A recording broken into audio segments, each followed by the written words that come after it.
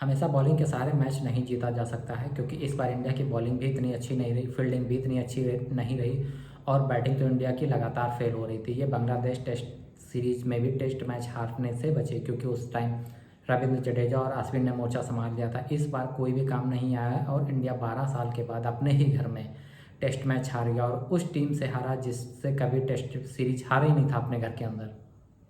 तो ये वही न्यूजीलैंड की टीम है जो अक्सर भारत को हराया करती है, चाहे अपने देश के अंदर हो या बाहर के अंदर हो। जब भी न्यूजीलैंड से मैच खेला जाता है तो मैक्सिमम चांस न्यूजीलैंड के जीतने के होते हैं। अब इसका कारण चाहे जो भी हो, क्योंकि न्यूजीलैंड के सामने इनके बैट्समैन ज़्यादा चलते नहीं हैं। तो यही इस टेस्ट सीरीज़ में भी देखने को मिला। इस टेस्ट सीरीज़ में शुरुआत से ही भारत बचता आ रहा था, मगर वही हुआ कि पहला टेस्ट मैच हारे तो लगा कि नहीं, अब दूसरा टेस्ट मैच में ये लोग जोरदार वापसी करेंगे। अब दूसरे टेस्ट मैच में भी सेम वही कंडीशन रही और ये दूसरा टेस्ट मैच हार के 12 साल बाद सीरीज हार गए हैं। और ये बहुत शर्म की बात है कि उस टीम से हारे हैं जो एक टेस्ट मैच जीतने के लिए इंडिया में तरसती है। तो उस टेस्ट मैच से सीरीज हार के इन्होंने जो 4,500 का अपना रिकॉर्ड था इंडिया में टेस्ट सीरीज न हारने का, उसको भी तोड़ दिया है। अब इंडिया वो स्ट्रिक तोड़ चुकी है। अब इनको जो जीतना होगा फिर से जीतना होगा, क्योंकि अक्सर देखा गया है रोहित शर्मा की कप्तानी में टेस्ट मैच में तो वो बात नहीं आती है जो वनडे और T20 में होती है, क्योंकि कहीं ना कहीं रोहित शर्मा भी शुरुआत से आगे से लीड नहीं करते हैं, वो भी लापरवाही के साथ खेलते हैं। और इस बार बॉलर्स ने भी काम नहीं दिया और बैटिंग तो इंडिया की लगातार फेल हो रही है। इस वजह से कोई भी आप पिछली लास्ट सीरीज उठा के देखिए, इंडिया 200-250 रन मैक्सिमम 300 रन तक ही जा रहा। नहीं तो आज से 4 साल पहले की बात करते हैं तो इंडिया 600 रन 550 रन इतने रन बनाया करता था और इससे ज़्यादा रन बनाया करता था, जिस वजह से इंडिया कंटिन्यू जीतता था। अभी क्या है, 250 रन 300 रन, चाहे आप घर के अंदर खेलें या फॉरेन कंट्रीज़ में खेलें या सेना कंट्रीज़ में खेलें, कहीं भी 350 रन से ज़्यादा नहीं बन पा रहे हैं। इसी वजह से इंडिया को प्रॉब्लम करनी पड़ रही है। अब प्रॉब्लम का मेन कारण ये है कि अब इंडिया की बैटिंग तो चलती नहीं है। अब बैटिंग ना चलने की वजह से सारा प्रेशर आ जाता है बॉलिंग के ऊपर, और जब बॉलिंग फेल हो जाती है तो इंडिया की बैटिंग बॉलिंग दोनों फेल और इंडिया टेस्ट में हार जाता है, जैसे कि अभी न्यूजीलैंड के सीरीज में देखने को मिला। अब यही बात इसमें मेन चीज़ अगर देखा जाए तो क्या था, सबसे बड़ी बात थी कि इंडिया के स्पिनर काम करेंगे, क्योंकि फास्ट बॉलर तो न्यूजीलैंड भी खेलता है, उसके पास भी फास्ट बॉलर हैं। और इंडिया जो टीम जानी जाती है अपने घर में खेलने के लिए स्पिन ट्रैक और स्पिन बॉलर के लिए, मगर इस बार न्यूजीलैंड की टीम काफ़ी अच्छी तैयारी के साथ आई थी, तो उन्होंने स्पिनर को इतना मौका ही नहीं दिया, इतना चांस ही नहीं दिया। वो तो सुंदर एक अचानक से आउट ऑफ सिलेबस कोर्स आ गया था जो सुंदर को नहीं समझ पाया, 7 विकेट देगा। उसके बाद फिर उन्होंने ज़्यादा मौके सुंदर को भी नहीं दी, अश्विन को नहीं दिया, कुलदीप को भी ज़्यादा मौका नहीं दिया। और जो भी स्पिनर आए उनको सब ने बहुत अच्छे से किया। और बुमराह, सिराज और आकाशदीप ये वो काम नहीं कर पाए जो इनको करना चाहिए था। इसीलिए ये इस टेस्ट सीरीज में बॉलिंग भी इंडिया की फेल हुई है, और कहीं ना कहीं बॉलिंग फेल होने की वजह से ही मैच हारे हैं, क्योंकि बैटिंग तो हमारी कभी चलती ही नहीं है।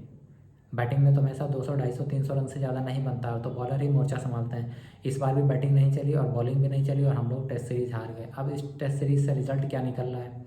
रिजल्ट ये निकल रहा है कि जो हमारे टॉप बल्लेबाज हैं, जो जैसे कि रोहित शर्मा और विराट कोहली हुए, शुभमन गिल तो खैर किसी मैच में रन बनाते हैं, किसी में रन नहीं बनाते हैं, मगर ये जो बैट्समैन हमारे हैं जिन पर हम ज़्यादा भरोसा करते हैं या इनको शीर्ष क्रम कहते हैं, तो ये हमारे बैट्समैन कंटिन्यू फ्लॉप होते आ रहे हैं। ये अभी से नहीं फ्लॉप हो रहे हैं, कई साल से फ्लॉप हो रहे हैं, जिस वजह से इंडिया टीम 550-600 का वो टारगेट नहीं छू रही है, जो एक time India team test match में 550-600 रन का टारगेट छुआ करती थी। तो मेन कारण हारने का यही है, और बॉलिंग भी सही नहीं है, बैटिंग की प्रॉब्लम चल ही रही है। अब इस टेस्ट मैच में अगर देखा जाए तो इन्होंने फील्डिंग भी काफ़ी अच्छी नहीं की है। अब रोहित शर्मा से वो स्लिप में कैच छूटता है और शॉर्ट लेग पर कैच छूटते हैं, क्योंकि इनसे फील्डिंग भी सही नहीं हुई, बॉलिंग भी सही नहीं हुई, बैटिंग भी सही नहीं हुई। अब न्यूजीलैंड की टीम देखी जाए, बॉलिंग उनके पास एक सैटनर को पूरा इंडिया नहीं खेल पाया, पूरे इंडिया के बैट्समैन एक सैटनर को नहीं खेल पाए। अब आप ये समझ लीजिए, एक टाइम इंडियन की टीम केवल और केवल स्पिन में इतनी ज़्यादा महारत रखती थी कि दुनिया की कोई भी टीम इंडिया के सामने स्पिन बॉलर लाने से डरती थी, क्योंकि उन्हें पता था स्पिनर ये अच्छे से खेलेंगे, फास्ट बॉलर लाइए। अब कंडीशन ये हो गई कि कोई भी स्पिनर आप इंडिया के सामने ले आओ, सारे के सारे बैट्समैन स्पिनर से ही आउट हो जाते हैं। और अगर नया कोई बॉलर हुआ तो चाहे वो फास्ट बॉलर हो या स्पिनर, उसके सामने सारे सरेंडर कर देते हैं। तो ये कंडीशन हो गई कि अब इंडियन बैट्समैन अपने ही घर में स्पिन को नहीं खेल पा रहे हैं। तो जब ऐसा चलता रहेगा, जब आप स्पिन नहीं खेल पाओगे, बॉलिंग आपकी अपोनेंट टीम अच्छा खेल लेगी, फील्डिंग आप अच्छा नहीं करोगे, बैटिंग आप अच्छा नहीं करोगे, तो आप किस बेस से इस जीत के हकदार माने जाते हो? बिल्कुल भी हकदार नहीं होना चाहिए। अब उनकी तरफ से देखो, सारे बैट्समैन, सारे बॉलर, सब ने मिलकर सेलिब्रेट किया है, सब ने मिलकर कोशिश की और सब ने मिलकर योगदान दिया है।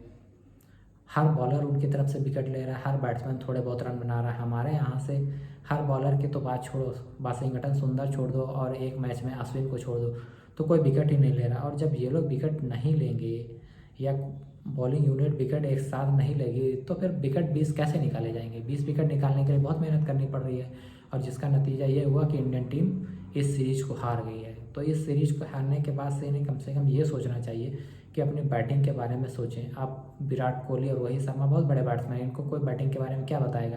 मगर ये जिस तरीके से आउट हो रहे हैं, वो क्रिकेट के बेसिक्स के हिसाब से देखा जाए तो इनको बेसिक ही फॉलो करना नहीं आ रहा है, तो बेसिक्स भी नहीं खेल पा रहे हैं, तो इस वजह से आउट हो रहे हैं।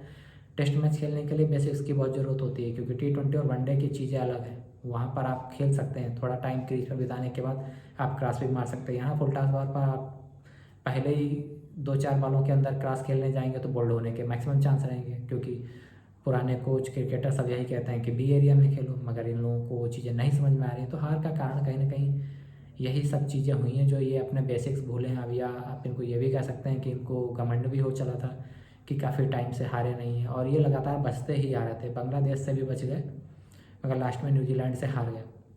उम्मीद करते हैं कि अब इस हार से ये सबक लेंगे और बॉर्डर गावस्कर ट्रॉफी में जो इनकी टीम बनी है और काफ़ी अच्छा खेल दिखाएगी, और जो चीज़ें यहाँ कमी रह गई हैं। अब तो इंडिया 4,500 दिन के बाद अपने घर में हार ही चुकी है। अब वो रिकॉर्ड बनता है नहीं बनता, वो तो खैर बहुत दूर की बात हो गई है, क्योंकि जो रिकॉर्ड बनता चला रहा था उसको मेंटेन रखा जा सकता था। फिर से उस रिकॉर्ड को मेंटेन करना, बरकरार रखना बहुत बड़ी बात होती है। तो अब ये है कि जो यह टीम ऑस्ट्रेलिया जाएगी, ऑस्ट्रेलिया में कैसा प्रदर्शन करती है इस पर डिपेंड करता है। उस प्रदर्शन की नींव अभी से रखनी पड़ेगी, क्योंकि इनकी बैटिंग फ्लॉप चल रही है, शीर्ष क्रम कंटिन्यू फ्लॉप चल रहा है। जो कुछ कर रहा है मिडिल ऑर्डर कर रहा है और बॉलिंग कर रही है। जब मिडिल ऑर्डर और बॉलिंग दोनों नहीं चलती तब इंडिया टेस्ट मैच हार जाती है। तो ये इस टेस्ट मैच का रिजल्ट हुआ कि बैट्समैन नहीं चले, बॉलर्स नहीं चले, फील्डिंग अच्छी नहीं हुई। तो देखते हैं नेक्स्ट टेस्ट मैच में ये लोग क्या करते हैं। आप इनकी कल की प्लानिंग क्या है, कल की प्रिपरेशन क्या है, क्या कोच लेक्चर देंगे इंटरव्यू में आके, क्या रोहित शर्मा देंगे, उसके साथ कल फिर एक नए वीडियो के साथ मिलते हैं। वीडियो देखने के लिए धन्यवाद। जय हिंद।